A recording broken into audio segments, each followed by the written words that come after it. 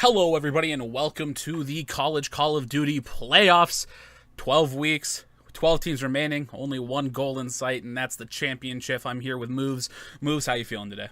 I'm doing great. I'm excited for a fantastic day of Call of Duty. We got a lot of playoff action ahead of us today, and I am excited to get into it. I am incredibly excited as well. All these teams have been putting in a lot of work, a lot of practice, a lot of scrimming, a lot of just making sure that they are prepared for whatever's thrown at them, and we are finally down to the final 12 teams. We'll take a look at the playoff bracket today. Got winners round 1, some winners round 2 matchups, and some losers round 2 matchups that will hopefully all appear on the stream depending on some situations that may or may not be in our control. But let's take a look at this winners round 1 matchup. As we all know, those 1 seeds were able to get that first round bye, and we had the 4 teams make it through the play-in yesterday, being Butler, LU Red, Cincinnati, and Rutgers, and they'll be taking on the number 2 seeds in their respective divisions. First off, we got Ole Miss Butler, which we'll talk about here in a minute. Onyx, LU Red, a rematch from Fight Nights. They've played twice this season, and both those matches have been absolutely incredible. Yep. Humber, Cincinnati, another matchup. Cincinnati coming through the play-in, honestly, shocking. I'd say quite a few of us moves. Had you predicted Cincinnati to go that far? No, I think I bet against them in every single one of their matches, and they proved me wrong. They earned their way to this playoff bracket, though. They didn't have an easy run through the play-in bracket, and they definitely won't have an easy run here in playoffs, but they proved us wrong twice yesterday and more times before that, so gotta give them credit. Yeah, and then that last matchup, South Carolina and Rutgers. All these first-round matchups are going to be quite incredible, but I'm really looking forward to this Ole Miss Butler matchup, which is the one we're going to be having on stream at the current moment. And we are going to get into that one. I'm going to take a look at the map set so far for both of these teams as we're going to be loading into the lobby. We got Arsenal, frequency, gridlock, and if we get there, a payload, search and destroy. Now, just initially looking at this map set moves, who do you think this favors? Honestly, I think it's a very balanced map set. Obviously, we saw Butler coming in off of a fantastic run through the play-in yesterday, and they looked really good. They're not a team to joke around with, but this Ole Miss team has looked so strong all year long. It seems like they almost don't have a weak spot at times. They just, when they are in the zone, are almost impossible to beat. This map set, obviously, some long-range maps, some close-range maps, a very balanced overall map set. I think it's all going to come down to passion, teamwork, and just overall composure. Couldn't agree with you more. They're going to kick it off on this Arsenal hard point. This first hill can be either a money hill or it can be incredibly contest-heavy. Ole Miss taking down Ohio State previously this week. Butler making it through the play-in. See who's going to continue on in this winner's bracket and who's not right now. Yeah, absolutely. And something to keep an eye on this side of Ole Miss, we've got Poner and Slacky, 2 of the best players currently statistically in the league. Poner is 2nd overall in the league with a 2.17 KD. Slacky 8th in the league with a 1.96 throughout the league. These players have been playing out of their mind. Definitely keep an eye on them throughout this series to slay out and help their team get these dubs. Yeah, and one thing to note, R Strong, we saw him in that Thursday night matchup. Maybe didn't have the best of the series, but he's starting things off hot here. He's 7-0 full streaks. He's already halfway to a crash. I'm going to take a look at his score. He's at 1,015 points. Make that 1,140. The man is on a tear, and no one can shut him down. I cannot believe what I'm seeing. They just picked up 41 points and shut down the other team completely on one of the most scrappy hills debatably in the game. And he picks up full streaks. He's 8-0. He's using his streaks so he can wrap them again. He is already just 2 ticks away from a crash. This is picture-perfect gameplay coming out of Ole Miss off the rip. And I really like the setup they have right here, but they don't realize there's one player in the back. That's going to be number 10, Johnny Ice, and he's able to pick up a kill. But R Strong going to continue his reign of terror. He's 10-0. He's getting close to he's killed so many people. He's ran out of ammo in his ICR. He has to pick up this SOG. He is on a tear. If you're Butler, you got to try to shut down Armstrong right now because he's realistically going to have a crash, by the 3rd hill in the first rotation. You got to shut down somebody. Currently, they're sitting at 0 points. We're only 2 hills in, and Ole Miss is at 80 points. That is not what you want to see if you're Butler coming out on your first hard point. Obviously.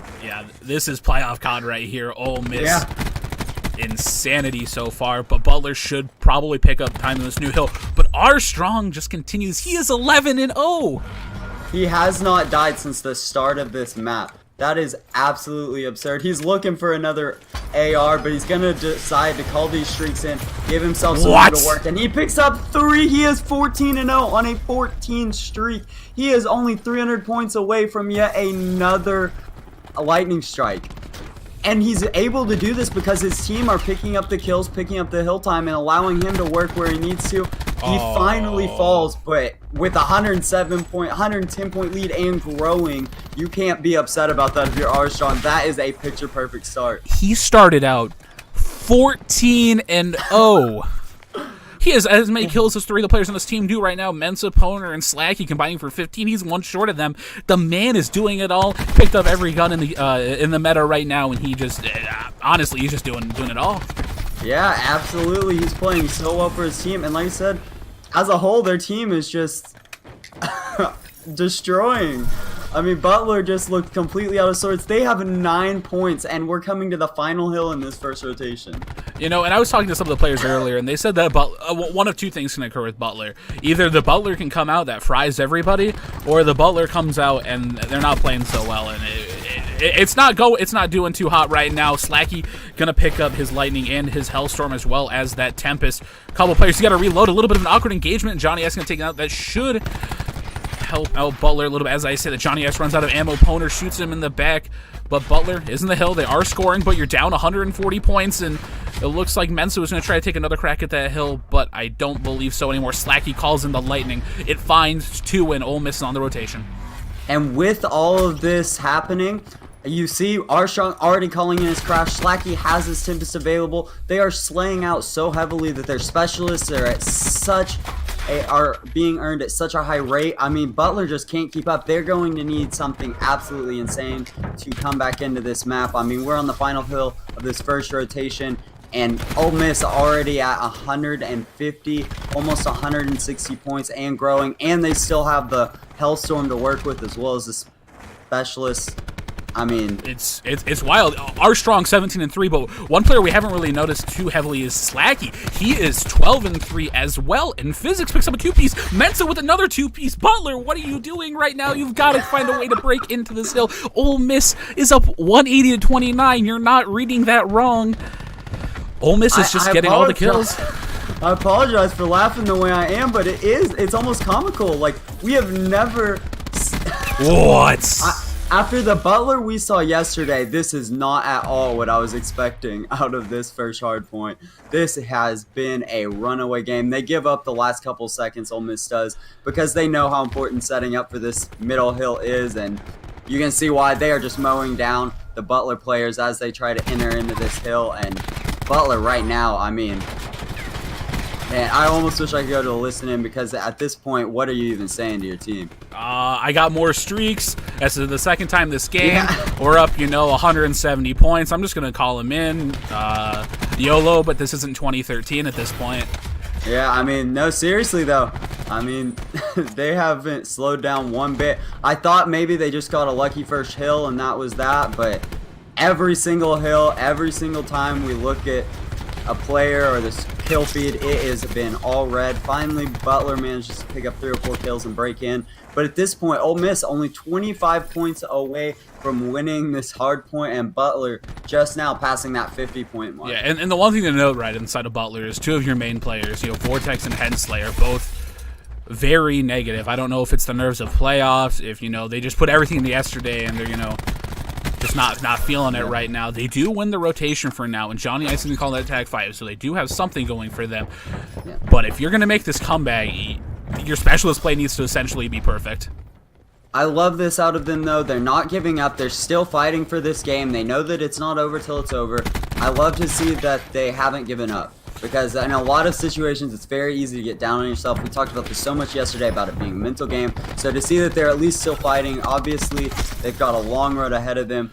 But this is just the first map in the series, and I'm hopeful that Butler will come out and give us a better showing in the next one, because I have a feeling that they're not going to get a whole lot more points on this.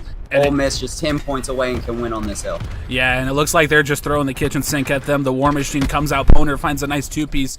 Physics does invest the grab slam, takes out his teammate, but it doesn't really matter. 250 to 85 is how that's going to read at the end of the day. And that was not pretty from Butler, but Ole Miss absolutely putting on a clinic, slaying everywhere. I mean, Armstrong starting out absolutely crazy. Slacky picking it up at the end. Slacky had 163 seconds in hill and the most damage on his team. He was doing it all. Absolute clinic from Butler, or from Ole Miss. Yeah, a clinic indeed. You know, that's a statement map. That's, you know, letting them know, all right, what happened against OSU, that's a fluke. That's not us. That is the exact opposite of what we're going to be in playoffs and coming out. And, you know, even though it ended up being 250 to 85, that map was not even as close as that score is, to be honest. And it's not like anybody really other, you know, in terms of like the damage stat was like that incredible. But if we look, Slacky 34-7, Armstrong 26-7, you know, off the back of that 14-0 start of Armstrong, just really got him going. The streaks, the crash came in so early. You know, low physics 31-16 and the damage 23-14. It didn't even seem like anybody was like, it seemed like they couldn't do any wrong, you know. And the one thing I was talking with Physics a little bit before this match, he said that if Mensa can at least hang, you know, just go even instead of going, you know, neg 2, neg 5 or whatever, that if he's able to hang, that he thinks that they can, you know, do this to any team in the league. And that's a statement map right there, as the Butler Bulldogs get absolutely trounced map 1. Yeah, I mean, there's not been very many maps. Even though the scoreline, they finally brought it up to about 80, it didn't matter. I mean, at that point, Ole Miss already knew that they were winning that map. They gave up some scrap time along the way, but other than that, just an absolute dominant performance out of Ole Miss. And I think that was a like an 8-minute map. 8 minutes actually seems a bit long. I think it was shorter than that. That was one of the fastest hard points I think I've ever seen in my life. If you're Ole Miss, right, you got to be feeling pretty confident after that one. But the one thing to note is that they can't, you know, get so hyped up, right? They get a little jittery, or excuse me, they get a little too anxious, a little too excited, you know. That's when you start, you know, missing those shots, because you get, you know, all the excitement in that situation. They just need to remain calm and make sure they're able to press on. Yeah, definitely take advantage of the momentum you've just gained, but don't get overhyped. Stay comfortable, stay in your zone. You know what worked. Just keep doing what you're doing and play to your advantage. Sure. But yeah, I got to agree with you. And then moving on to this frequency search and destroy, the ICR of Armstrong might be negated ever so slightly, but still, based off of what I saw in that first map, Slacky and Physics, the Maddox-Sog duo of this squad, just putting in the work, you know. I don't really know what else to say about that first map, other than it seemed like Ole Miss just absolutely outslayed Butler, and it really translated over to the scoreline. You know, give me similar ways that when I saw Ole Miss, you know, in the third 2K of the season, they won maps simply because they just outslayed everybody, and it still seems to be true. Yeah, that's the thing, is like, obviously good team play is extremely important, but when you are killing people to that extent, when you are slaying out to the point where the team can't even get to the hill, you don't have to play smart as a team. You just have to win your gunfights, and when you're winning all of your gunfights, it's pretty hard to lose. Exactly. When you're winning, when you're winning your gunfights, nobody can even get near you at that point. And honestly, even though Armstrong had that incredible first start, it seemed like it didn't. It seemed like even though he was like going off, Ole Miss was still definitely picking up the kills around him. It's just that one player is able to find, you know, some more of them, but still. Going to be hopping the search and destroy. Butler looks like they're going to be going towards this B site, hence like. And if you wouldn't mind hopping on board with Poner, he is running a sniper rifle with a recon sight. I've actually seen that strategy early in the game. One of the players for Ohio State exclusive actually tried that at the time, and it wasn't that bad of a strategy. But you know, this round, Vortex, the ICR is a tough situation. And I guess at this point, you know, try to play for a couple of kills, especially since the way the specialist rework ended up occurring. I mean, there's no harm, no foul, other than potentially giving up some score to the opponent, but still not really that big of an issue, in my opinion. Yeah, I mean, like you said, just play your spawn, play for a couple kills, see what you can't pick up. It can't hurt. Your entire team's already fallen. But he manages to pick up that kill on physics, but it was not a pretty one. With an ICR at that range against a player that's running a SOG, you should win that gunfight a little bit quicker, in my opinion. But he gets it done nonetheless, does pick up a second. This is a winnable situation, but only 13 seconds to work with, and I believe the other players on the side of Ole Miss realize that and are just playing their lives. They know bombs down. They're not going to over-challenge anything, and they're just going to let the time run out. Poner takes him down in the end, and that is 1-0 to Ole Miss in this search and destroy. That was an incredible situation, right? That Vortex almost brings back the 1v4, but just not enough, you know. Even if he was able to find that final kill onto Ryan Slacky, I still don't think he would have had the time to turn. Either way, Ole Miss is going to take the first round and go up 1-0 in this series. Or, excuse me, 1-0 in this search and destroy. Yeah, and after a dominant hard point, they come out and show their dominance in the first round of the search and destroy. These guys are just slaying out, playing as a team. I really would like to see Butler make some adjustments, play to their strengths. We know their ARs are powerhouses at times. Sir Aaron played really well yesterday. At times, each of these players have the ability to go off. I would like to see them step it up here and really try to get some momentum back on their side. They know they were down in that hard point and struggled, but this is their chance to come back. And there's a fight going on at B. And Hensley, just honestly in that situation, I think he just needs to back up, as he knows that a couple players are going to be pushing him right away. And Poner smells blood in the water, and I really thought for a second he was going to try to push out Vortex. There are two players over mid. One player is going to drop. It looks like they were trying to drop down there with Slash and Knives, trying to get this top control, which can be an incredibly important power position. Vortex is able to pick out Poner, but Armstrong's going to trade it back immediately, and Physics is holding down the flank. Sir Aaron's going to go down. It's all on Vortex again, and another 1v4, but this time he's got a Paladin, one bullet in the chamber, and I think he's going to wisely back up and try to play maybe a couple picks. Or actually, looks like he's going to jump off the map. Yeah, he's just going to call it that time. Yet another round on the board for Ole Miss, and this is starting to look scary for Butler.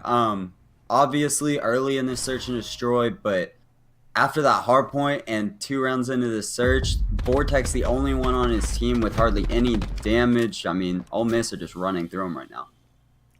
You know, I definitely, believe in the notion that some teams, there's like a difference between their regular season form and then the intensity they bring to playoff matches. And I think so far, Ole Miss is just showing they're bringing the intensity.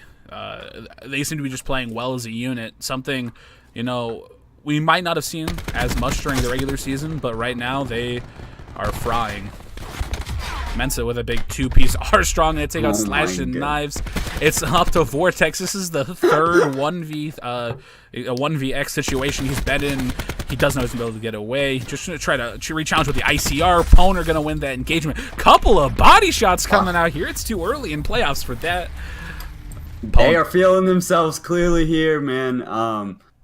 Yeah, yet again, Vortex is the only one on his team that is surviving these engagements. Butler just trying to play aggressive and losing their gunfights over and over again, leaving the slower ICR player and Vortex alive at the end of every single round. If you're going to play aggressive, you have to win your gunfights. If you're losing your gunfights, you've got to switch it up. Butler needs to get something going for him. And one thing to note on the side of Ole Miss, every single player is positive. And Vortex, he's just, playing, just trying to watch his outer area. But Vortex has been in 3 1vx situations so far. I don't know if that's a situation of him just not jumping in with his team or if his team just seems to be dying around him. Either way. I mean, over and over, this is the same exact strat Ole Miss used before, and they just push up pressure, exactly. But Butler manages to pick up 2. I like to see the adjustments coming out of him. Absolutely. Hensley calls another player over to watch his back, so if he gets pushed, the Maddox will be there to take him out. That's what happens. Slacky gets taken out, going for the aggressive push, and now Little Physics going to jump off the map and give Butler their first round of the search and destroy.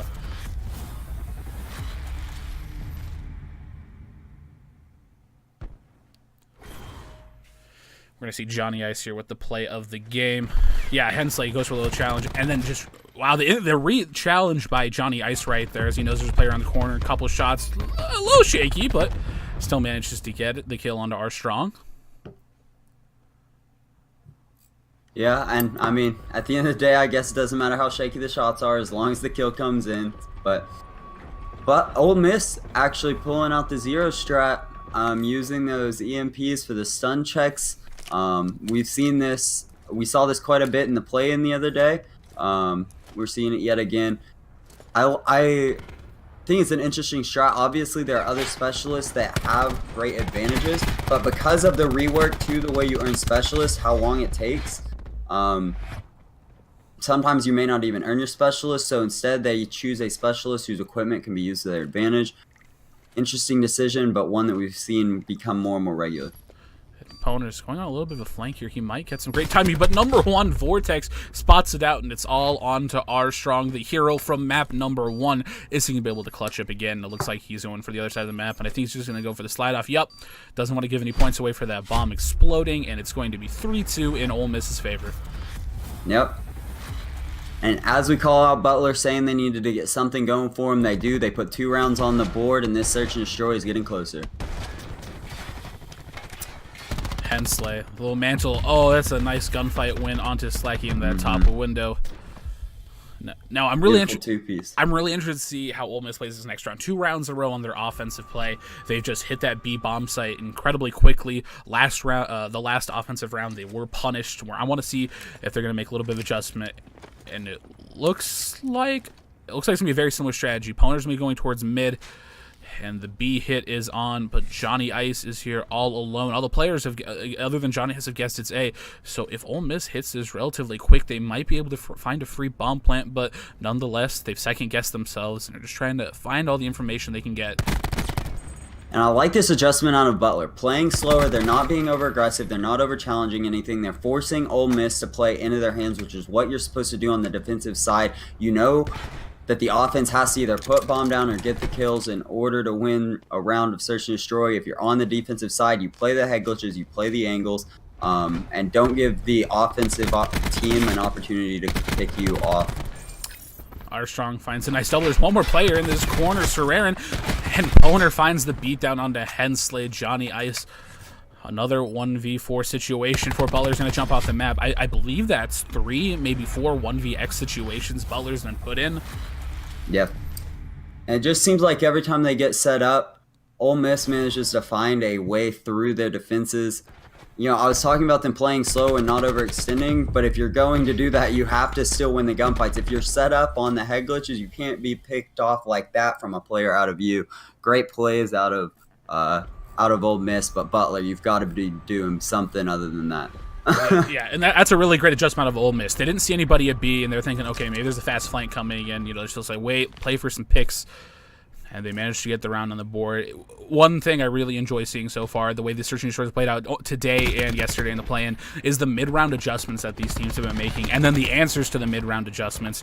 And right now, Armstrong, in a tough situation, is able to find one, which is huge. He brings it back to a 3-on-3 situation for his team in Mensa. He smells blood in the water. He's going to slide out and hopefully try to find one. Slashing knives, just challenging, but he's going to get shot in the back by Serrarin. Poner and Slacky, the duo of Ole Miss, going to try to find their way, and Slacky going to be the last one up against Serrarin and Slashing Knives. This should be a free kill for Slacky, but he doesn't decide to challenge it. The stun's going to come in, and that's going to be a free kill for Serrarin. Yeah, beautiful team play right there, watching each other's backs out of Butler. Great round win. Now we're almost at a 3-4. Butler doing a great job of not letting this S&D get away from them. They go down 3 rounds and they fight back into this. They definitely still have a chance to win this search and destroy. Yeah, they definitely do. This is looking eerily similar to the search and destroy they played yesterday. They make a little bit of a comeback. They end up winning in that round 11 and go on to win that series. Not saying that's exactly what's going to happen, but it's looking ever so closer. And Ole Miss, for their 4th offense in a row, going to be hitting towards his B bomb. Sorry, Slashing Knives finds a nice pick with the ICR at range, and he's just going to go for a little bit challenge. Little does he know, he's going to find a nice 2-piece, and he doesn't know there's one player on that bomb site. Physics just going to challenge, slide out, doesn't find it, but still, Physics, Poner in a 2v5 situation, and they've got this locked down. The ICRs of Butler just on point. That is absolutely massive. Yeah, Slashing Knives with some big kills there. We saw it yesterday when he needs to clutch up, he does. We saw the huge fire break play out of him. on that Arsenal yesterday, slashing, picking up kills when his team needs it the most. He gets the first one and then gets a beautiful two-piece on the next two. Yeah, and I really like this challenge right here. You can see in his mini-map that these players are looking in a different direction than the way he is based on the way his teammates are talking to him. Just slides out, lines him up with the ICR, finds a nice little two-piece. Absolutely. Now tied up 4-4, Butler making their comeback in this search and destroy. They could really use this round win after such a dominant hard point. I worry for them and the rest of the respawns. Search and destroy may be their opportunity to bring it back, but as I say, that Slacky with 2. And now Butler down to just 2 players. It's a 2v4. The one thing to note, Slash and Knives, he's 100 out this Hellstorm. I really like this play. He's just going to back up. Hopefully somebody's going to over-challenge his Pipes here. He's going to find a free kill. Streaks, maybe not super effective sometimes, but when you look at both the bomb sites, they're going to be out in the open. Potentially get some free information for his team, which could become incredibly clutch if they are to be able to make this comeback. Yeah, and with Ole Miss favoring that B side so much, that is the most vulnerable place to streaks on this map. So could definitely come in hand. He does manage to pick up the kill with the strike for the Hellstorm. Clutch kill. Obviously they lose the round, but that's a big kill to pick up the streaks. Yeah, those streaks could be instrumental in Butler mounting this comeback. I said earlier, maybe I jinxed it. Butler looked eerily similar to the way this was yesterday. They make a little bit of a comeback. And the streaks in the hands of Slash and Knives. Doesn't look like anybody's close to any of their specialists, so that if you're Butler, that's a good thing. You're not going to see any specialists come into play. But I'm going to stick on board with Slash and Knives. If you're Slash and Knives, do you use the streaks right now to secure yourselves to round 11, or do you hold on to them and hope that things start going your way? I think, honestly, a ping from the Lightning would not be a bad idea here. Get the information for your team. Obviously, now they've seen the players, but what a nade out of physics! That is a huge kill. Now the streak's no longer in play. They have to win this straight up, and if Ole Miss wins this round... Okay, that's good if you're Butler. The Hellstorm does find one and gives yourself the man advantage. And look at the way Ole Miss is playing this. They're incredibly spread out across this map. Physics in a big 1v1 gunfight that Johnny is just going to wisely choose to back up, wait for his team to push out this player, number 5, Johnny Ice. He's going to have such incredible pressure of Physics coming in with that SOG. So now if you're Slash and Knives, there's 3 players, you know they're at B. Do you call in the Lightning? Do you ping it? What do you think he does here? He does actually end up calling the Lightning Strike, but one player's going to push him in the back. Slacky isn't able to win it, but Hensley does have his trade. The streak doesn't find anybody, but Serraren's in such a good position. Just needs to wait for the bomb plant, and I'm really curious if Ole Miss is just going to try to go for the wrap. Serraren needs to be careful. Does he know he doesn't see the player? He finds one. Can he survive long enough to find the second? He's shot in the back, and that is it. Ole Miss up 2-0 in the series and win the SND. Honestly, for me, it really comes down to the streak play right there. The Lightning Strike, maybe you ping it and you get the information. That's one thing. But the situation that we just saw was definitely not what you would like to see in that situation. Lightning Strike doesn't really find anything. The information might be communicated, but still, in that point, the player who called in the Lightning, I believe, Slash and Knives in the bag just gets cut down by Slacky. The trade does come in, but even in that situation, it's just so chaotic if you're Butler in that situation, and it's so hard to recover from that. Yeah, and you would really like to capitalize a little bit better on those streaks, but at the end of the day, hindsight's 2020. They lose the S&D. We now go to a frequency control. Who do you favor in this next map? Ole Miss. I think that's just pretty apparent so far, based on the way we saw that hardpoint go. The slaying was just absolutely incredible out of them. Albeit they did have a strong start from Slacky and Armstrong, who again the top performers so far in this matchup. Slacky 10-6, Armstrong 10-5. A combined 20-11 so far, or in that search and destroy.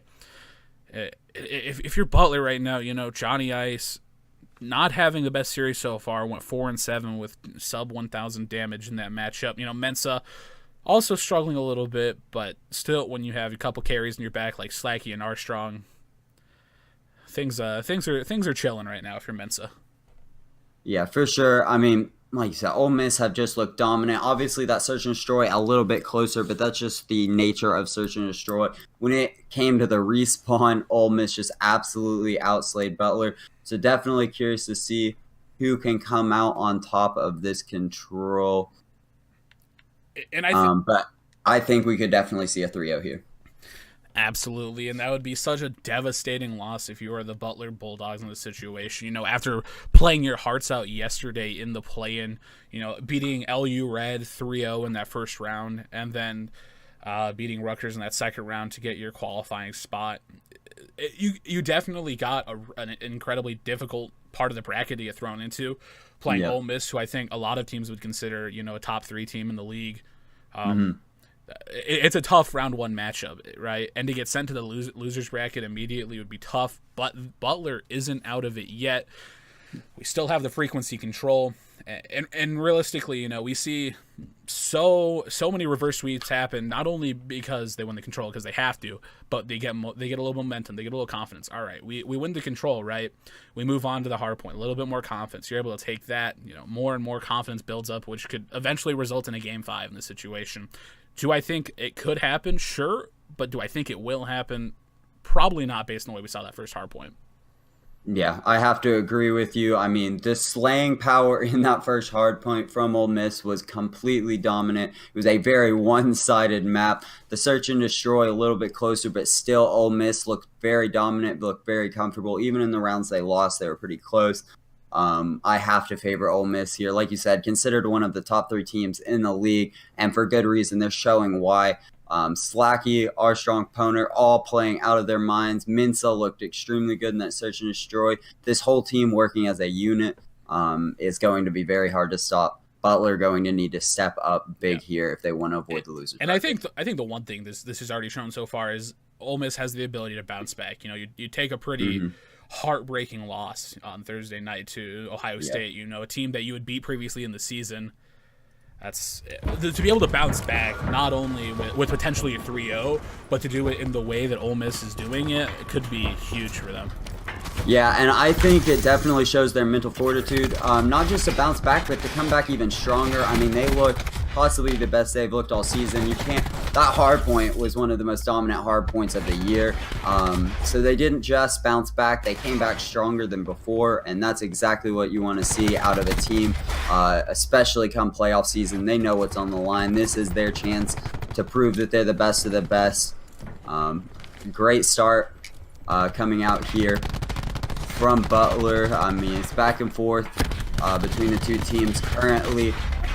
Ole Miss down a couple lives, trying to get on these objectives. That is 2 ticks on B, though. Yeah, that's massive, right? B, I would say, is probably the harder of the 2 points on this map. And to get 2 ticks this early in the map as they're going to be flooding towards A. Vortex going to pick up Mensa, and Johnny Ice, that could be a big gunfight to win. But Armstrong on the other side of the map, he's going to get some free progress on B. Now, this is really up to Butler. Are they just going to say, are they just going to chalk it up and give it to Armstrong? It looks like that is indeed the call. As I say, that Serrerin looks like he's going to try to find his way into the hill. Armstrong just stays alive a little bit longer. Potentially could find it, and I do believe no one is going to be there for the contest. So the B point will go in Ole Miss's favor.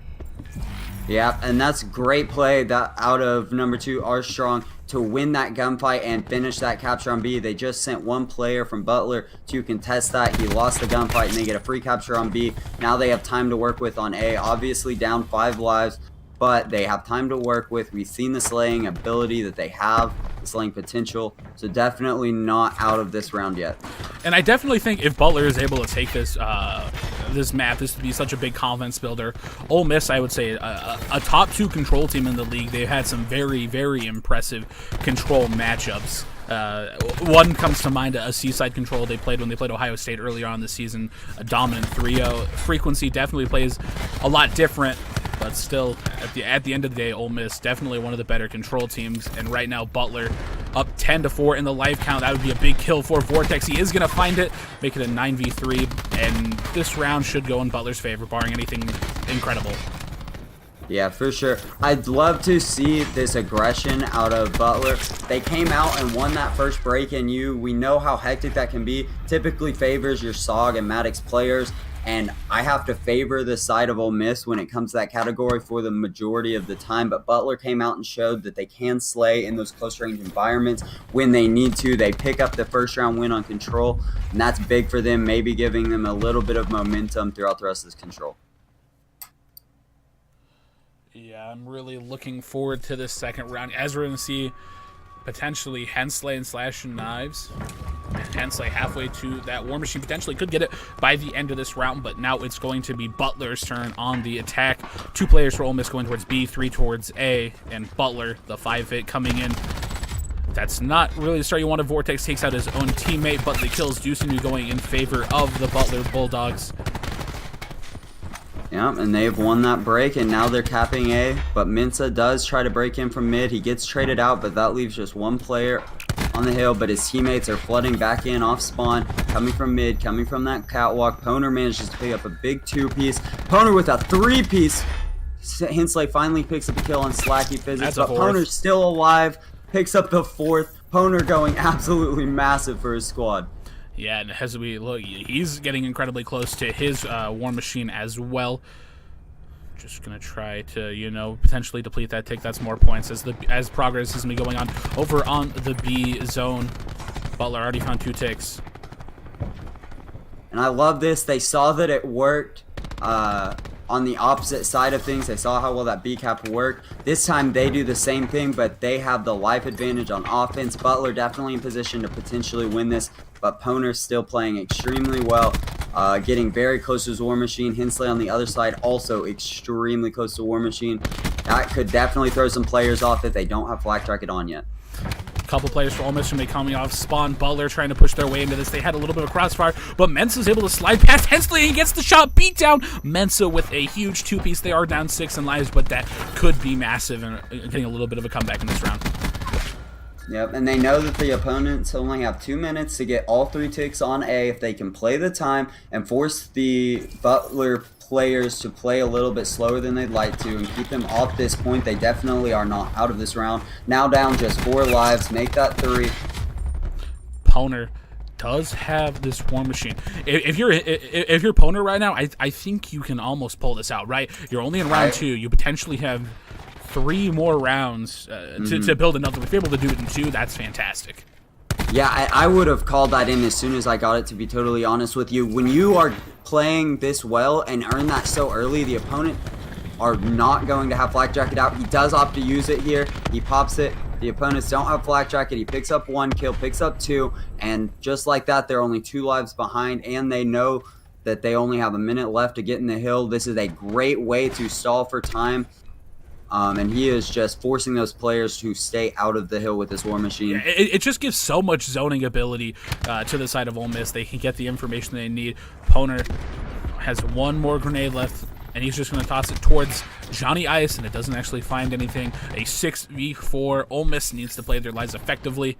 We see he also has that cluster grenade available to them, and I really like this play of Saran we're seeing in the back, pushing all the way through. A little bit of a sneaky play. And now a 3v5. Let's see if they know that that flank is coming through. We do have player 1 in window. Can he get the timing? He does find him an elbow, but gets shut down. Great kills coming out of Butler, and they are now up 2-0 in the Control. Could they win this last round and avoid getting 3-0? They are looking great so far in this Control. Yeah, Butler been playing with a lot of finesse so far. This ring area takes so much teamwork, so much team chemistry to effectively slide and your team's trades. Poner, we're seeing the best play with that 4-piece again. But Butler just playing this Control totally different than the previous 2 maps. Just for sure. In terms of slaying and in terms of just team chemistry. Yeah, and you talked about how good Ole Miss has been on Control. Obviously, frequency plays a little different than some of the other Controls, but even on frequency, we have seen them be dominant in the past, and Butler coming out and showing that they can keep up. Here comes Splash and Knives with his Tempest, or with his Purifier. He does get traded out, but his teammates able to clean up the rest of those kills. Butler now with a live advantage and putting pressure on the side of Ole Miss early. Can Ole Miss recover? Obviously only down 2 lives early in the map, but they only have a minute to get on the objectives and get one of them captured.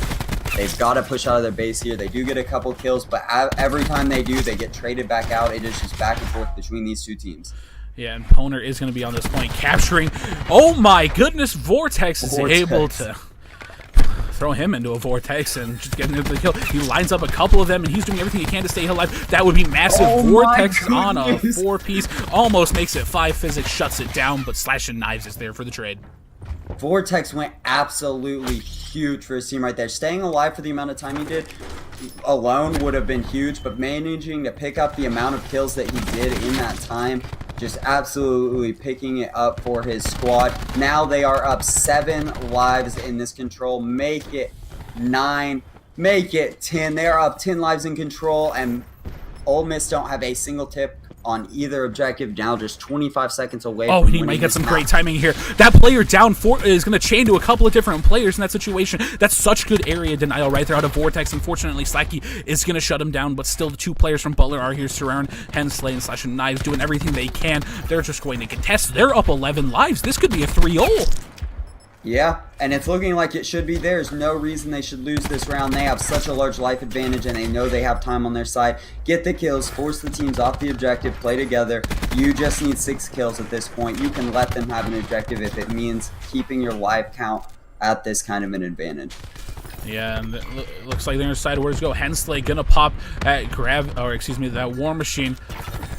Gonna try to just get them off of this B point. Mensa and Poner are finding a couple of kills of their own, but still, progress is going down at that A side. And like you said, Butler's basically just giving that up. It's a 3v12. This is nearly impossible. Armstrong, desperation moments, calling in that Tac 5. The grab slam of Sararin. Gonna find one. Slacky is going to trade that out, however, but still an 11v2. This is nearly impossible. Slacky and Physics both have their specialist abilities, but still, it's going to be nearly impossible. Yeah, I mean, at this point, if you're Ole Miss, you basically just have to chalk it. There's no way you're killing the entire team 3 times, or 2 times, technically, but now just a 1v10, and this is a win for Butler. Well, that's a big 2-piece out of Physics. You're going to start. Not able to find the 1 in Sararin, and that is going to be GG's on that map. Butler bounces back with the 3-0 on the frequency control. Yeah, and that is unexpected. Obviously, both of us had Ole Miss going into this. Ole Miss have just looked like a team out of the league of Butler, but Butler proving that they can come back and still keep up with this team. That was absolutely huge. I absolutely love that out of Butler. Just the composure to come back into the game and know that they're down 2-0 in the series. That's a must-win map, and they do win it. We often call Control the swing map because there are teams that are good in search and destroy and good at hardpoint. The Control is often the deciding factor. The team that wins Control more than often wins the series. But that being said, they are down 2-0, or now 2-1. They have to win the next 2 maps in order to win this series. But great work out of Butler on that map. I'm really interested to see, stats definitely are going to tell the picture the way it went down. But if you look at the damage stat, right, I think the damage stat, honestly, is probably the most important stat when it comes to Black Ops 4. I don't necessarily think EKA death ratio is particularly that important, but you can see who's putting in work. And if you look at the side of Butler, every single player, pretty standard, that 1,000 damage range, still pretty darn good. Sararin, at 3,100 and Slash and Knives at 39 or at 3962. Still, everybody from Butler putting in the work, and on the side of Black Ops 2 players, on the side of Ole Miss 2, the players definitely not having their best series. Armstrong has definitely cooled down from that first Arsenal hardpoint. Only 2,900 damage. Yeah, and that's not what you want to see out of a player that's been playing pretty well for your team. Just great overall work. You notice on this side of Butler that not any of the individual players had an insane stat line. Their damage is pretty even across the board. They play extremely well together. I couldn't agree with you more, and we're going to be going to a gridlock hardpoint.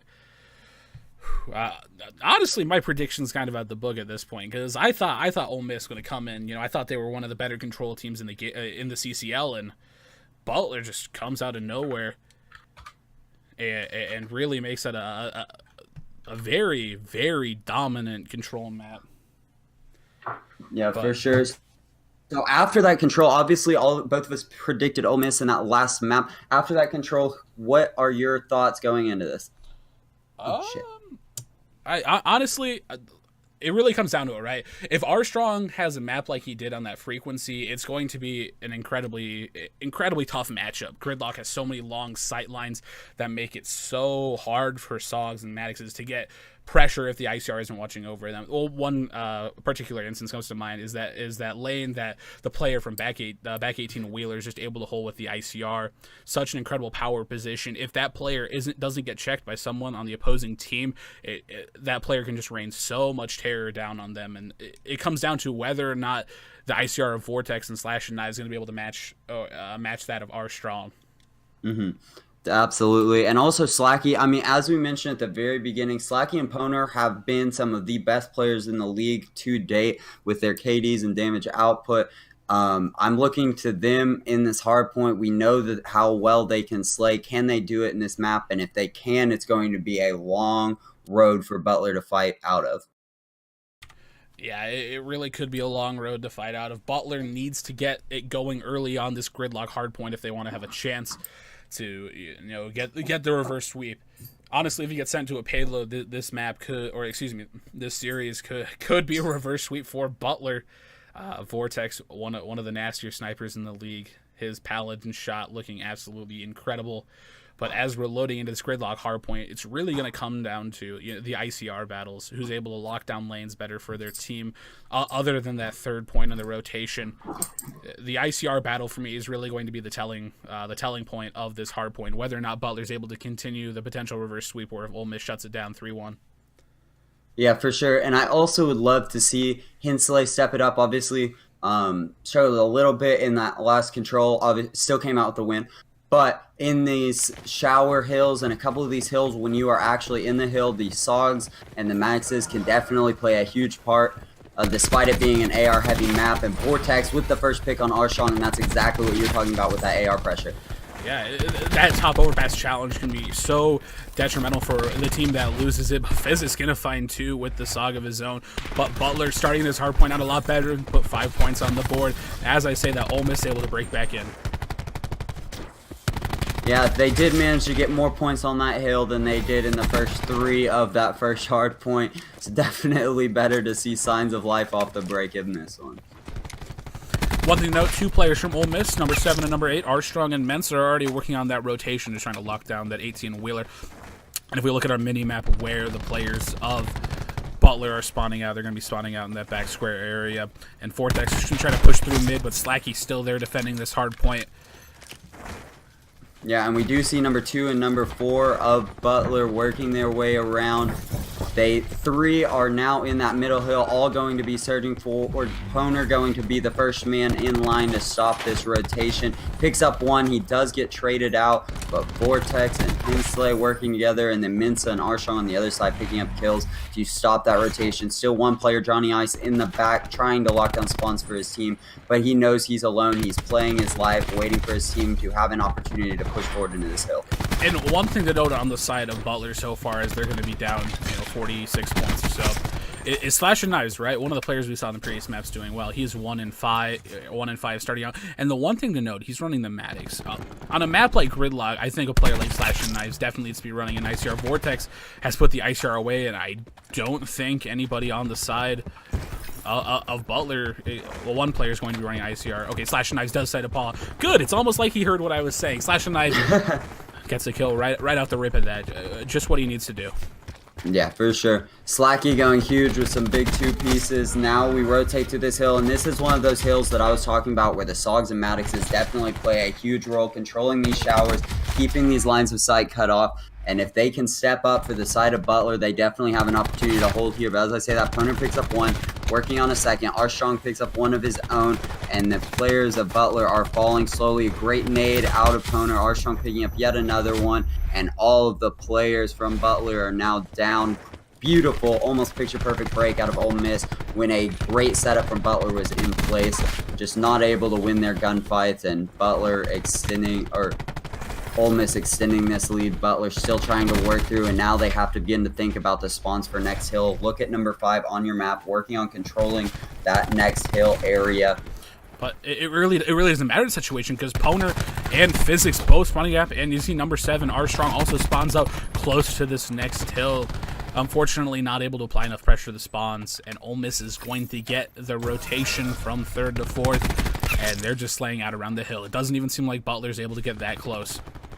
And yeah, every time, obviously, we saw the first 2 players rotate around the side of this hill. Then we saw 3 players from Butler rotate from Old Hill. All 5 immediately shut down. It has been all red in the kill feed for the last couple of seconds. Sir Aaron finally manages to pick up a kill for the side of Butler. Picks up 2. But then Mensa with a 2-piece of his own, and we're right back to where we started. I mean, Ole Miss just looks like a totally better hardpoint team. I mean, Butler just doesn't seem like they can compete in this game mode. It really doesn't seem like they're able to compete right now. Serrarin just trying to do everything he can, a couple of desperation plays coming in, but right now this is starting to look a lot like that first map. You know, Poner picking up the slack for the rest of the team, 15 and 9. Butler just needs to figure something out. You know, figure out what's going wrong with this hardpoint. Yeah, for sure. I mean, and I think it just comes down to the slaying power of Ole Miss. We've talked about how they have 2 of the top 8 players when it comes to respawn KD, and we're seeing how much that plays a factor in hardpoint. Obviously, in control and search and destroy, there are other objectives that you can use to your advantage when slaying is not in your favor. But when it comes to hardpoint, the team that slays out often has a huge advantage. It is very hard to win when you are getting outslayed as much as Butler is right now. Yeah, and Mensa going to find a nice 2-piece in the hill to secure the time. Well, one player, Johnny Ice, gets a 2-piece of his own.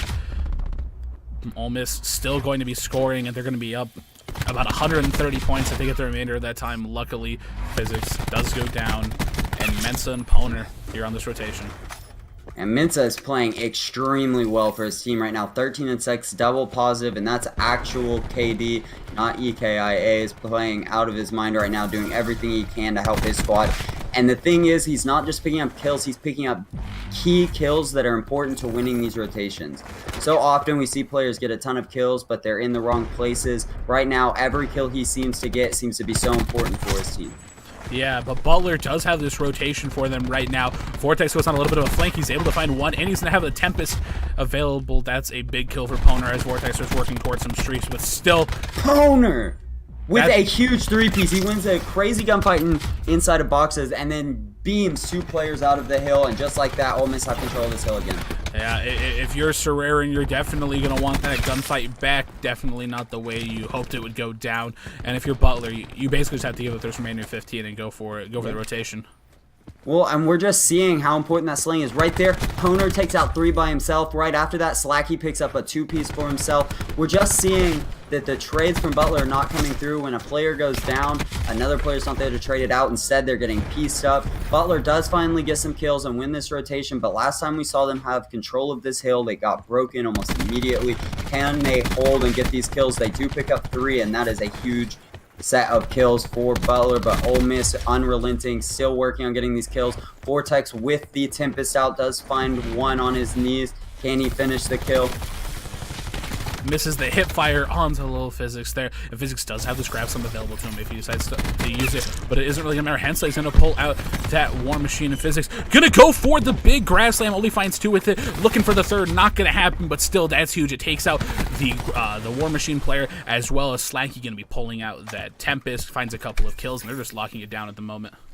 Yep, and at the end of this hill, they will be just 50 points away from winning this hard point. Definitely closer than the previous hard point, but nonetheless, running away with it is Ole Miss. And that's a big play right there. Mensa pops the vision pulse, and one player in the back was trying to influence the spawns for Butler, and he gets caught out by that vision pulse. And right now, Butler basically just has to try to flood through mid, as well they're trying to do right now to get anywhere near this point, and Mensa just seems to be locking it down with this Maddox, and Butler's just not even that close to the hill at the moment. Yeah, and they have to get in this hill, but the only way to do that on this hill when you're down this much is to flood, and they are just getting cut down one after the other. I mean, there's only one player even remotely close. But Vortex does manage to find a flank. Can he get to the hill in time? Now, Ole Miss just 14, 13, 10 seconds away from winning this map and winning this series with this hard point. You do find a one player in to contest. The contest comes through. They win the gunfights. They are in that hill, but they just need 7 seconds. Ole Miss does to win this map. Butler has to win every hard point now for the rest of this map. Now just 5 seconds away from winning. Body shots coming in. I don't know if Ole Miss thinks that it is pretty close to over. 5 seconds needed, but Butler just trying to slay out around this hill, make sure nobody's able to get back in. Mensa picks up some streaks and is going to use that lightning strike. It unfortunately finds a team kill. Poner finds 2 with his second war machine, and he's just trying to spray it around the backside and hopefully able to find somebody there. Serrarin still does have this grab slam available if they opt to use it. It finds a big 2-piece in the hill, and Vortex just going to be here to get onto this time. But Ole Miss only needs 4 seconds. And they know that. That's why they're not stressing about getting into this hill. They know that all they need is one rotation, one hill win, and one player breaks in and gets these kills, and that's that. That's the game. That's the series. Ole Miss wins the hard point, wins the series 3-1 over Butler. Butler's headed to the loser bracket, and Ole Miss advances in the playoffs. A couple of key takeaways, I think, from this series. Butler definitely played it a lot closer than I think I had anticipated. Ole Miss, as we said earlier, those top 3 teams in the league. Butler able to take a control, arguably one of Ole Miss's best game types, in a 3-0 pretty convincing fashion. That's something else right there. And at the end of the day, Ole Miss, you got to be feeling pretty good. You won your first winners round matchup. You're going to be moving on, and you're going to be playing Toronto next. But if you're Butler, you're going to get sent down to that losers bracket and awaiting another team who I can't remember who they would end up playing at the top of my head. But let's take a look at the stat. And Poner doing it for the squad, 42-18, 5,500 damage. And Mensa not too far behind him with 33-15 of his own. Yeah, I mean, just absolutely flawless work. Vortex, like you said, you needed him to step up. He did. He played extremely well for his team. 4,500 damage, 29-22 with that AR, but only 29 seconds in hill. Slash and Knives, the other AR on that team, only 12 seconds on the hill because they just couldn't get to it. I mean, Ole Miss was outslaying and outplaying on that hard point. Obviously, we saw it be a little bit closer in the control and the search and destroy, but Ole Miss just looking dominant in the respawn. I couldn't agree with you more there. Ole Miss just the hard points were the deciding factor clearly in this situation, but the way that Ole Miss was not only able to win, but to win both of them by more than 120 points on both of them is quite convincing. Maybe a little less than 120 on the gridlock, but still not that close. You didn't see an one player going off like we did in that Arsenal hardpoint, right? We didn't see an R-Strong, start out 14-0 on that gridlock. We just saw a team playing together, getting the rotations they needed to, and just all around winning the gunfights necessary. And that really tells a story of that map. It wasn't anything special. It was just playing a hardpoint correctly. And sometimes that's all you need to do to win maps, and Ole Miss will take their first matchup in the CCL playoffs as they advance into winners round 2 to face Toronto. Yeah, and that's not going to be an easy match for them, but if they continue to slay the way they have, they definitely have a chance. But Toronto, another team that we know can slay with the best of them, so definitely not going to be an easy bracket advancing. And then obviously on the other side, Butler headed the loser bracket will play the loser of another winner round 1 match. They will have a long road ahead of them if they want a chance to win this thing. But overall, a great series, great looks out of the higher seed in Ole Miss coming out, and definitely excited to see them play throughout the rest of this bracket. Yeah, and we're going to take a little bit of a break here. Next up, we are going to actually have the next matchup in this continuation. We're actually going to have Ole Miss and Toronto be the next matchup on stream, as there's a couple of situations that are a little bit outside of our control and occurring in some of these other matches, and I'm hoping that after that we're going to get whoever... I'm hoping after that we're going to get Ohio State versus the winner of Humber versus Cincinnati. And then I believe Grand Canyon taking on the winner of Rutgers versus... I can't remember who it is outside my head. We'll take a look at the bracket anyway. Yeah, Rutgers versus South Carolina. Rutgers and Carolina, yeah. Yeah, that's exactly what it was right after that. But don't go anywhere. We're going to be back in just a moment with Toronto versus Ole Miss. Thank you all for watching so far in the College CoD League playoffs. We'll be back with the University of Toronto taking on Ole Miss.